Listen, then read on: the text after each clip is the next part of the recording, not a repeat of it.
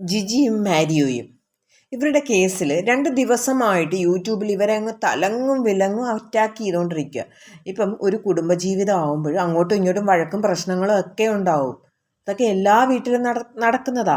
പക്ഷെ ഇവരുടെ കേസിലാകുമ്പം ഇവരറിയപ്പെടുന്നവരായതുകൊണ്ടാണ് ഇത്രയും ജനങ്ങളിലേക്ക് എത്തിയത്.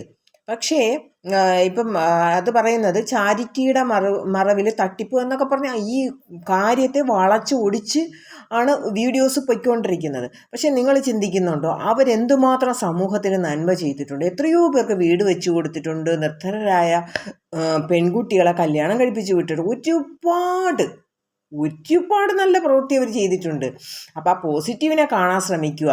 പിന്നെ ഈ നെഗറ്റീവിനെ എടുത്തിട്ട് ഇത്രയ്ക്കും അവരെ മോശപ്പെടുത്താനും വേണ്ടിയിട്ട് അവർ വലിയ തെറ്റുകളൊന്നും ചെയ്തിട്ടില്ല. അങ്ങോട്ടും ഇങ്ങോട്ടും അത് നാളെ അവരൊന്നാവും. അങ്ങോട്ടും ഇങ്ങോട്ടും ഒന്ന് ക്ഷമിച്ചു കൊടുത്താൽ ഒന്നാവാൻ പറ്റുന്നതേ ഉള്ളൂ.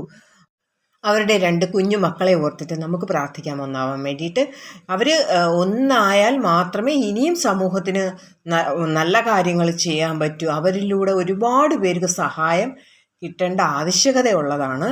അപ്പം ഇതോടെ അല്ലാതെ എനിക്ക് ഇതിനെക്കുറിച്ച് വേറെ ഒന്നും പ്രതികരിക്കാനായിട്ട് തോന്നിയില്ല. അങ്ങോട്ടും ഇങ്ങോട്ടും എനിക്ക് തോന്നിയത് ഇവരുടെ ഇടയിലുള്ളൊരു ഈഗോ പ്രശ്നം മാത്രമാണ്. അത് ഒരാൾ ക്ഷമിച്ച് ഒരാൾ മിണ്ടാതിരുന്നെങ്കിലും ഒരുപക്ഷെ ഈ വഴക്ക് ഇത്രയും ഉയരത്തില്ലായിരുന്നു.